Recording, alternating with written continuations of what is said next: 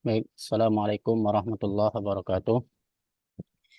Waalaikumsalam warahmatullahi wabarakatuh. Alhamdulillahirabbil alamin wassalatu wassalamu ala asrafil anbiya'i wal mursalin sayyidina wa maulana Muhammadin wa ala alihi wa sahbihi ajmain amma ba'du. Baik, kami dari kelompok 6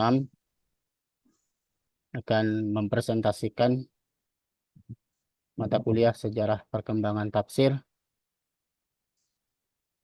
Sebelumnya kami akan memperkenalkan terlebih dahulu kelompok kami yang sampai hari ini alhamdulillah masih bertahan 3 orang yang sesuai dijadwalkan oleh uh, Pak dosen yaitu Ustadz Iqbal. Jadi hanya 3 orang. Saya perkenalkan terlebih dahulu. Saya sendiri Waryono dengan NIM 2302068. Ada saudari Winda Indriani NIM 2302070. Ada saudari Wahyu Sri Lestari NIM 2302066. Baik, untuk mempersingkat waktu, kami akan membagi presentasi ini karena jumlahnya kami ada 3. Saya sebagai moderator sekaligus juga nanti akan menyajikan presentasi materi yang pertama. Baik, kita langsung saja. Materi yang pertama berkaitan dengan materi pembahasan kita pada kali ini. Latar belakang Al-Quran adalah kitab suci yang menjadi pedoman bagi manusia. Namun demikian tidak serta-merta manusia dapat memahami pesan-pesan serta kandungan-kandungan yang terdapat di dalamnya. Terdapat sebagian ayat yang cukup gamblang dalam menjelaskan sesuatu, namun tidak sedikit pula ayat yang sulit dipahami. Oleh karena itu, agar dapat menemukan pesan dan kandungan Al-Quran tersebut, diperlukan suatu penafsiran. Penafsiran terhadap Al-Quran telah dilakukan sejak Al-Quran itu diturunkan oleh Rasulullah Shallallahu Alaihi Wasallam. Adalah orang yang mula-mula menjelaskan kandungan Al-Quran ketika ada sahabat yang bertanya tentang maksud suatu ayat, maka beliau menerangkannya dengan ringkas. Begitu pula setelah beliau wafat. Para sahabat menafsirkan Al-Quran dengan berpedoman pada penafsiran yang dilakukan oleh Rasulullah Shallallahu Alaihi Wasallam serta mulai melakukan istihad pada masa selanjutnya. Penafsiran terhadap Al-Quran dilanjutkan oleh para tabi'in dan generasi selanjutnya.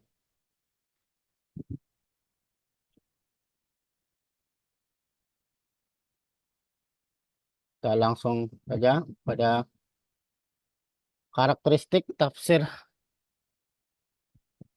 modern kontemporer.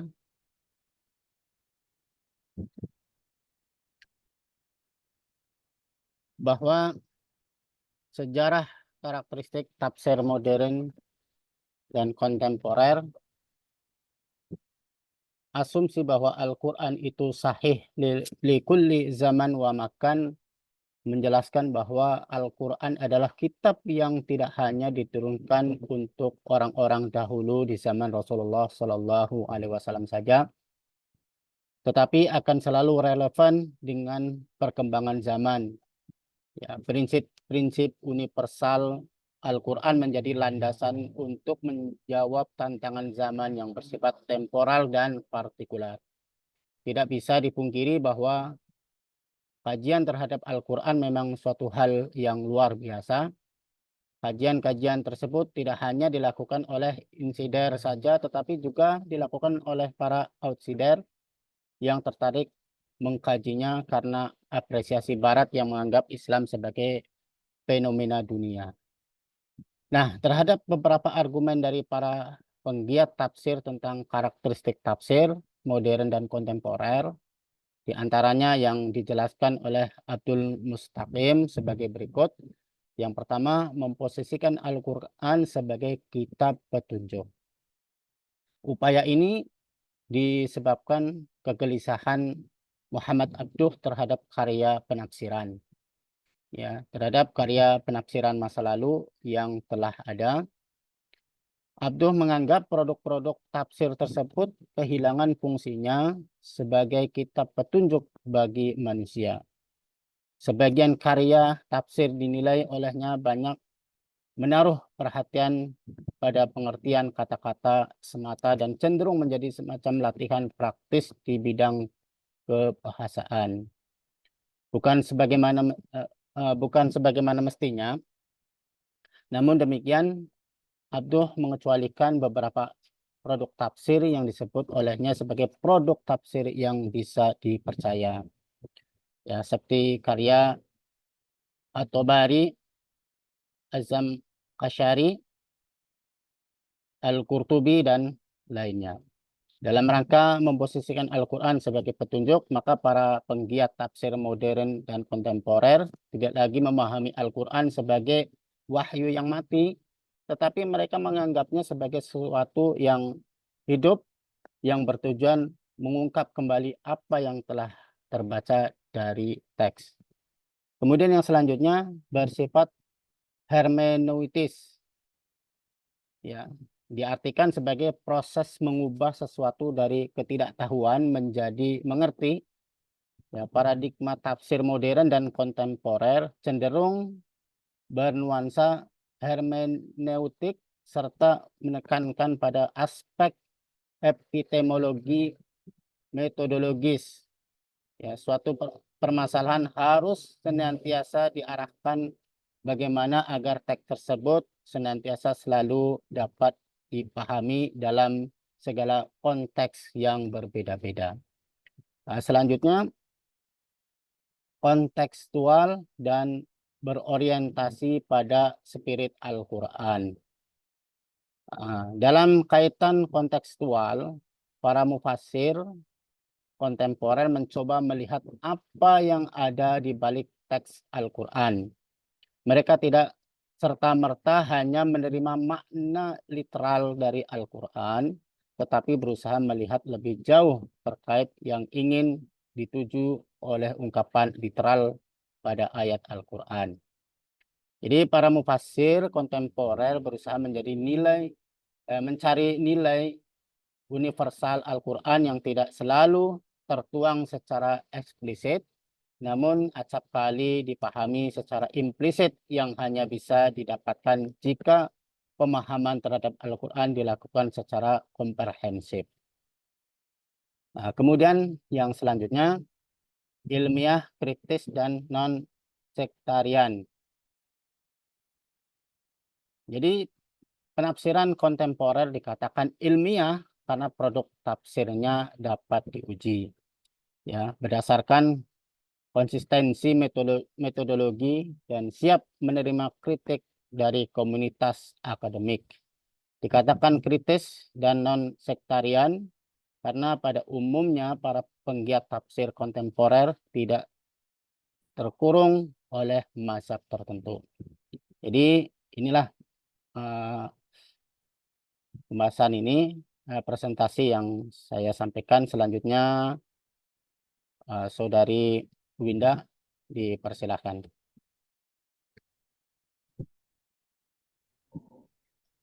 Oke, berikutnya ada pola dan pendekatan tafsir. Yang pertama ada pendekatan ilmiah. Tafsir dengan pendekatan ilmiah mengharuskan mufasir dalam memahami ayat-ayat Al-Quran cenderung menyelaraskan antara teori ilmiah atau aspek metafisika alam dengan ayat Al-Quran. Al-Quran yang bersifat universal telah memberikan gambaran seluas-luasnya tentang fenomena alam semesta, yang ternyata setelah dicocokkan sangat berkesesuaian dengan teori ilmu. Berikutnya ada pendekatan semantik. Sebagai kalam Allah, Al-Quran bersifat transenden dan transhistoris. Namun, karena disampaikan dalam bahasa manusia, maka Al-Quran juga imanen dan historis. Susunan teks Al-Quran yang dipercaya sesuai dengan susunan di Lauh Al-Mahfuz berbeda dengan urutan diturunkannya. Berikutnya ada pendekatan hermeneutik. Hermeneutik. Pendekatan ini telah mengilhami para sarjana muslim kontemporer untuk membuka wacana baru seperti Arqaun, Hasan Hanafi Farid Esad, dan Nasr Hamid Abu Zaid dalam melakukan interpretasi.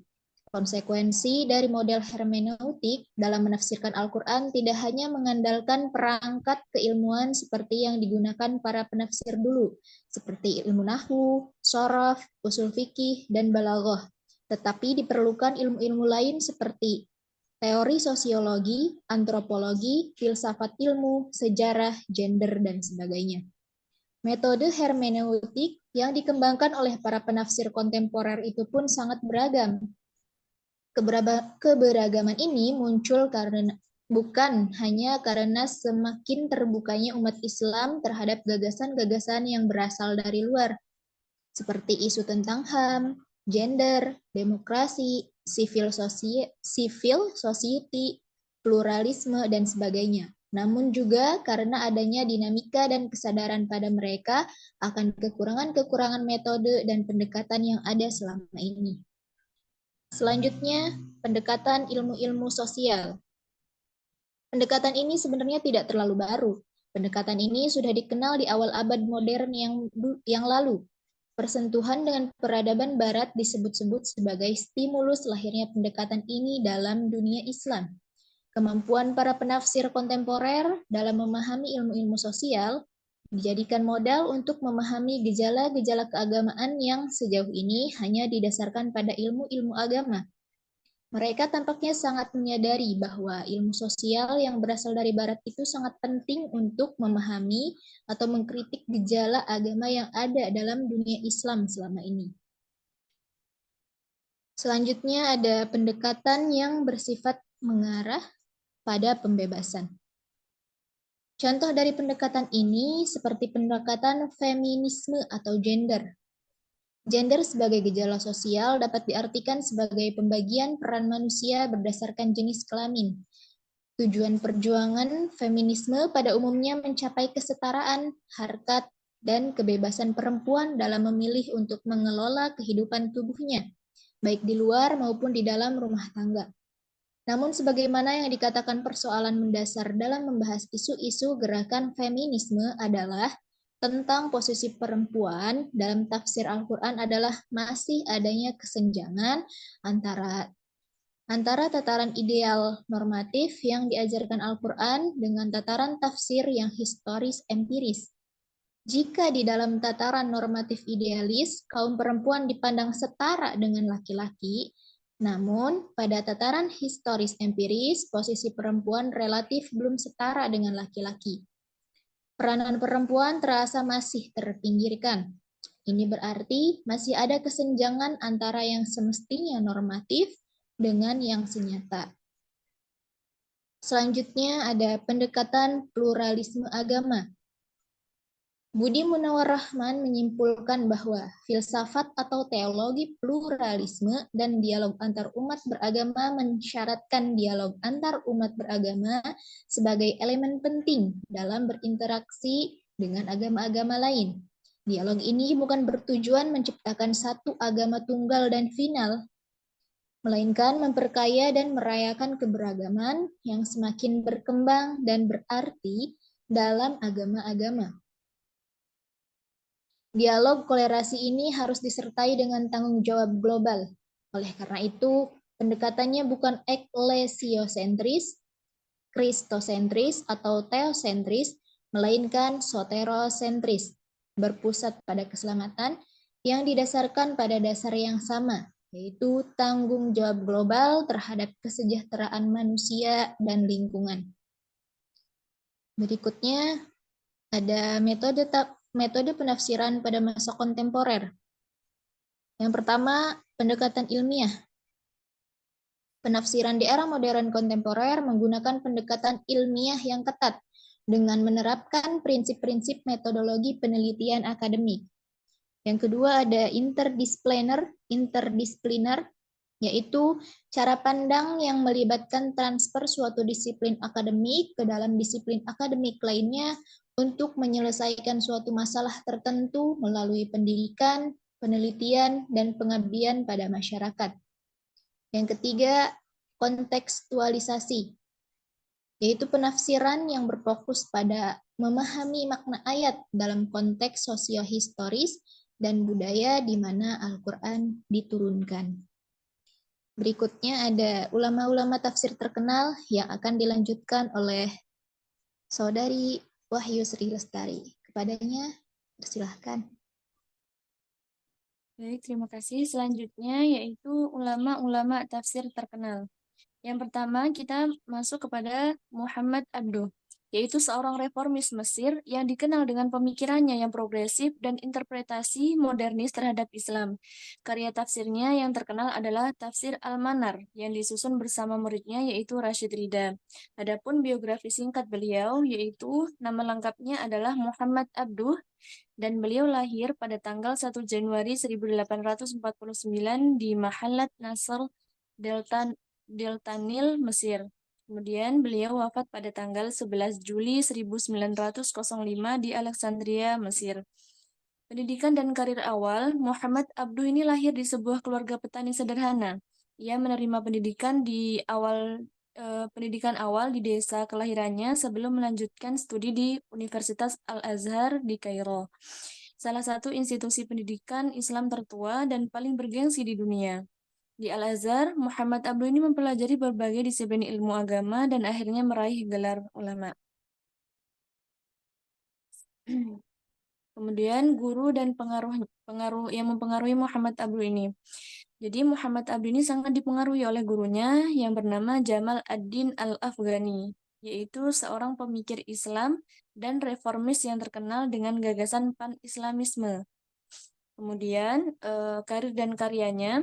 Setelah menyelesaikan pendidikannya, Muhammad Abduh ini mulai mengajar di Al-Azhar dan terlibat dalam berbagai kegiatan jurnalistik dan politik. Pada tahun 1882, setelah kekalahan gerakan Urabi Pasha di Mesir, Muhammad Abduh ini diasingkan ke Libanon. Di sana ia mulai menulis dan mengembangkan ide-idenya tentang reformasi Islam. Ia kembali ke Mesir pada tahun 1888 dan diangkat sebagai mufti besar Mesir pada tahun 1899. Jadi dengan membaca biografi dan karya Muhammad Abduh ini, kita dapat memahami bagaimana kontribusi dan pemikirannya membentuk arah reformasi dalam dunia Islam modern. Kemudian selanjutnya,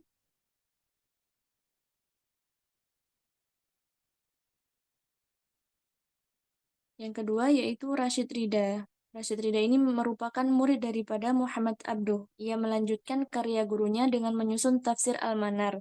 Dengan kata lain, melanjutkan. Ridha dikenal karena upayanya menggabungkan pemikiran Islam tradisional dengan kebutuhan modern. Adapun biografi singkat Rashid Ridha ini, yaitu nama lengkap beliau adalah Muhammad Rashid Ibnu Ali Ridha. Kemudian beliau lahir tanggal 23 September 1865 di Al-Qolam, Tripoli, Lebanon, yang saat itu bagian dari Kekaisaran Ottoman. Beliau wafat pada tanggal 22 Agustus 1935 di Kairo, Mesir.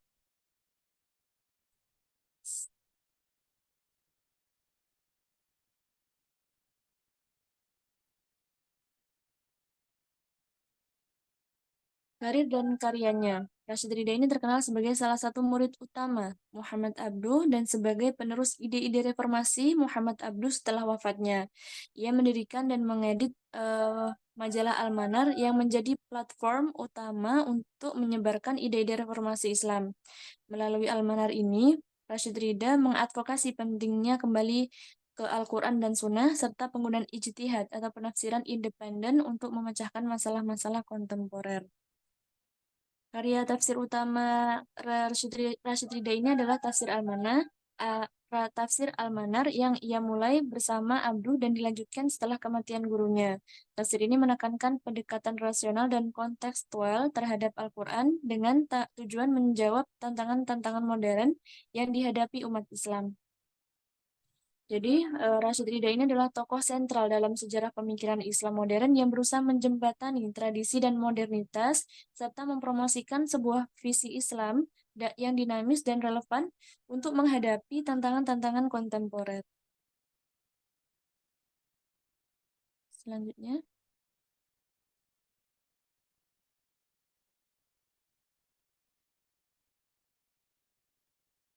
yang ketiga yaitu Al-Maraghi. Biografi singkat dari Al-Maraghi yaitu beliau memiliki nama lengkap Ahmad Mustafa Al-Maraghi dan lahir tahun 1881 di Al-Maragh, Sohag, Mesir. Beliau wafat tahun 1945 di Kairo, Mesir. Latar belakang dan pendidikannya, Ahmad Mustafa Al-Maraghi ini lahir di Al-Maragh, sebuah desa di Provinsi Sohag, Mesir.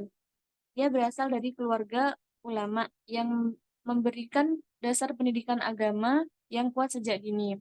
Al-Maraghi ini melanjutkan pendidikannya di Universitas Al-Azhar, institusi pendidikan Islam tertua dan paling terkemuka di dunia. Di Al-Azhar ini, ia mempelajari berbagai disiplin ilmu agama, termasuk tafsir, hadis, fikih, dan bahasa Arab. Dan karya tafsir terbesarnya adalah Tafsir Al-Maraghi, sebuah tafsir Al-Quran yang berjumlah 30 jilid. Tafsir ini sangat dihargai karena pendekatannya yang sistematis dan mudah dipahami. Al-Maraghi berusaha menjelaskan ayat-ayat Al-Quran dengan cara yang relevan bagi umat Islam kontemporer, menghubungkan teks-teks suci dengan konteks sosial dan ilmiah modern. Ahmad Mustafa Al-Maraghi ini adalah salah satu ulama besar yang berusaha menjembatani tradisi dan modernitas dalam pemikiran Islam, serta memajukan pendidikan Islam agar lebih relevan dengan dunia kontemporer. Kemudian yang selanjutnya, yang keempat, ulama tafsir yang keempat yaitu ada Sayyid Qutbi.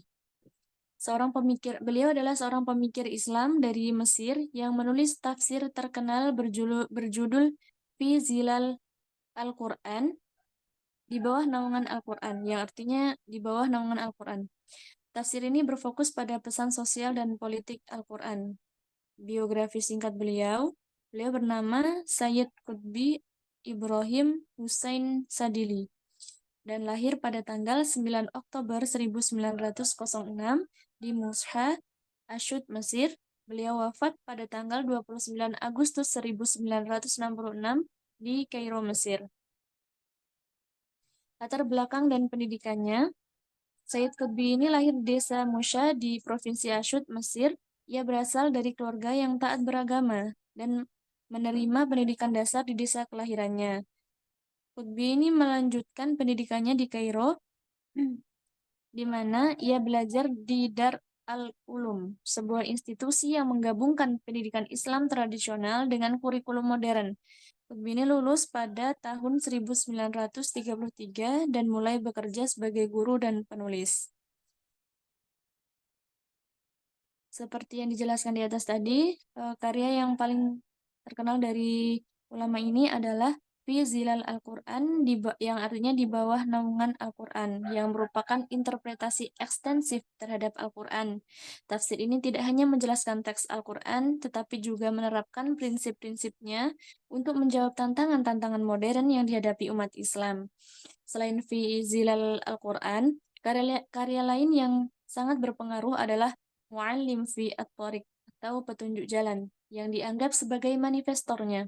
Buku ini mengkritik keras masyarakat jahiliyah modern dan menyerukan pembentukan masyarakat Islam yang sejati melalui revolusi dan penegakan syariah. Sayyid Qutbi ini adalah salah satu tokoh paling berpengaruh dalam pemikiran Islam modern, dan karyanya terus menjadi sumber perdebatan dan analisis di kalangan cendekiawan dan aktivis Islam. Yang selanjutnya, yang kelima adalah Muhammad Ali Al-Syabuni. Beliau adalah seorang pemikir Islam dari Mesir yang menulis tafsir terkenal berjudul Fi Zilal Al-Quran, atau di bawah naungan Al-Quran. Tafsir ini berfokus pada pesan sosial dan politik Al-Quran. Kemudian adapun Biografi singkat beliau yaitu nama lengkapnya adalah Muhammad Ali ibnu Jamil Al-Syabuni. Tanggal lahirnya 1 Januari 1930 di Aleppo, Suriah. Dan beliau wafat pada tanggal 19 Maret 2021 di Yalova, Turki.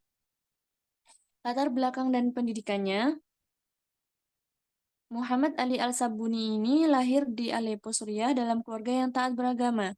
Ayahnya, Syekh Jamil Al-Sabuni adalah seorang ulama terkenal yang memberikan pendidikan awal kepada beliau. Beliau melanjutkan pendidikannya di Institut Syariah di Aleppo dan kemudian di Universitas Al-Azhar Kairo di Mesir, yang mana ia memperoleh gelar dalam bidang syariah dan bahasa Arab.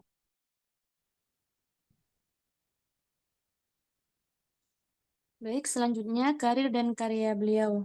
Setelah menyelesaikan studinya di Al-Azhar, Al-Sabuni ini kembali ke Suriah dan mulai mengajar di berbagai institusi pendidikan Islam. Ia mengajar tafsir, hadis, dan fikih di Universitas UMM Al-Qura di Mekah selama lebih dari 2 dekade. Al-Sabuni ini dikenal sebagai seorang ulama yang sangat produktif dan menulis banyak karya dalam bidang tafsir dan ilmu-ilmu Islam lainnya. Karya tafsir Al-Sabuni yang paling terkenal adalah Sofwat At-Tafsir atau Intisari Tafsir, yang merupakan ringkasan dari berbagai tafsir klasik dengan penjelasan yang mudah dipahami. Selain itu, ia juga menulis tafsir ayat Al-Ahkam atau tafsir ayat-ayat hukum yang berfokus pada ayat-ayat Al-Quran yang berkaitan dengan hukum Islam. Baik, yang lainnya bisa dipahami dan dibaca secara individu. Next, Pak. Ulama yang selanjutnya yaitu Abul A'la Al-Maududi. Biografi singkat beliau, nama lengkapnya adalah Syed Abul A'la Al-Maududi. Tanggal lahir beliau adalah pada tanggal 25 September 1903 di Aurangabad, Hyderabad, India, yang sekarang di Maharashtra, India. Beliau wafat pada tanggal 22 September 1979 di Buffalo, New York, Amerika Serikat, dan dimakamkan di Lahore, Pakistan. Latar belakang dan pendidikan beliau, beliau menerima pendidikan awal dari ayahnya yang mengajarkannya bahasa Arab, Persia, dan dasar-dasar agama Islam. Karena situasi keluarga, Al-Maududi ini tidak melanjutkan pendidikan formalnya sampai universitas, tetapi ia belajar secara mandiri melalui berbagai bacaan dan diskusi dengan para ulama dan cendekiawan. Karir dan aktivisme, Al-Maududi ini memulai karirnya sebagai jurnalis dan penulis pada usia 17 tahun. Ia menjadi editor surat kabar Taj di Jabalpur. Pada awal 1930-an, dia mulai mengembangkan pemikirannya tentang Islam dan politik dengan fokus pada bagaimana Islam dapat menjadi panduan bagi kehidupan individu dan masyarakat. Kemudian pada tahun 1941, Al-Maududi mendirikan Jamaat Islami, sebuah gerakan politik Islam yang bertujuan untuk menerapkan syariat Islam secara menyeluruh dalam kehidupan politik, sosial, dan ekonomi. Jamaat Islami ini kemudian berkembang menjadi salah satu partai politik Islam terbesar di Pakistan dan memiliki cabang di berbagai negara. Next.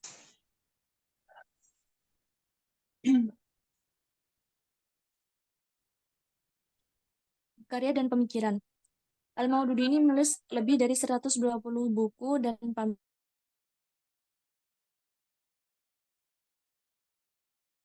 pamflet, serta ribuan artikel dan ceramah Al-Quran, sebuah tafsir Al-Quran yang sangat dihormati. Dalam tafsir ini, Al-Maududi berusaha menjelaskan makna Al-Quran dengan cara yang relevan untuk masyarakat modern, dengan menekankan aspek hukum dan sosial. Pemikirannya tentang politik Islam dikembangkan dalam karya seperti Islamic Law and Constitution dan Towards Understanding Islam. Al-Maududi percaya bahwa Islam adalah sebuah sistem hidup yang lengkap dan sempurna, yang mencakup aspek spiritual, moral, sosial, ekonomi, dan politik. Ia menekankan bahwa umat Islam harus mengembalikan kejayaan Islam dengan menerapkan syariat dan semua aspek kehidupan. Kemudian, pengaruh dan kontroversi. Al-Maududi adalah salah satu ideolog utama Islamisme modern, dan pemikirannya telah mempengaruhi berbagai gerakan Islam di seluruh dunia, termasuk Ikhwanul Muslimin di Timur Tengah dan Partai Keadilan dan Pembangunan di Turki. Namun, pandangannya juga sering kontroversial dan mendapat kritik dari berbagai kalangan, termasuk mereka yang menganggap pendekatannya terlalu kaku dan tidak toleran terhadap pluralitas dalam masyarakat Muslim. Selanjutnya,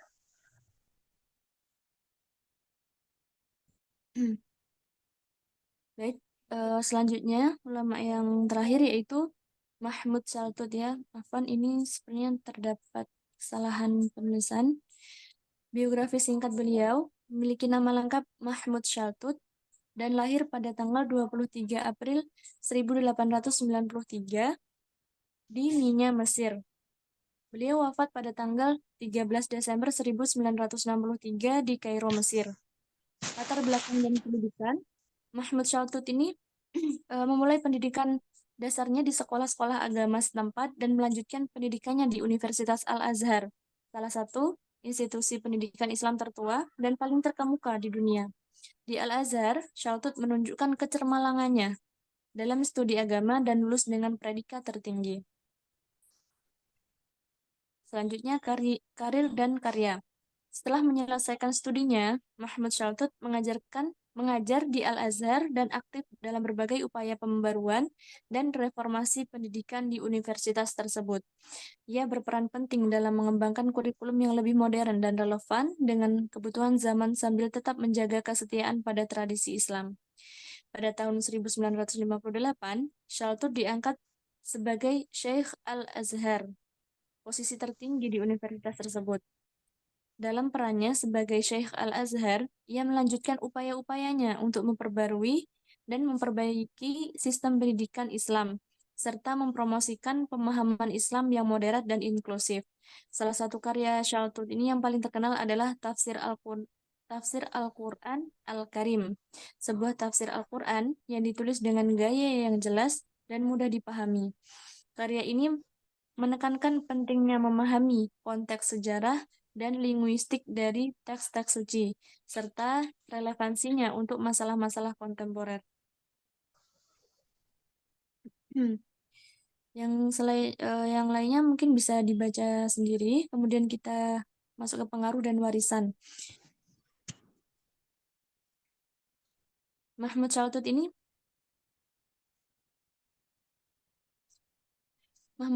meninggalkan warisan yang signifikan dalam bentuk karya-karyanya serta kontribusinya terhadap reformasi pendidikan Islam di Al-Azhar. Pemikirannya tentang pembaruan dan relevansi Islam terus mempengaruhi ulama dan cendekiawan Muslim hingga hari ini. Jadi Mahmud Shaltut ini adalah salah satu ulama besar yang berusaha menjembatani tradisi dan modernitas dalam pemikiran Islam, serta memajukan pendidikan Islam agar lebih relevan dengan dunia kontemporer. Baik, mungkin itu penjelasan sedikit dari saya. Saya kembalikan ke moderator.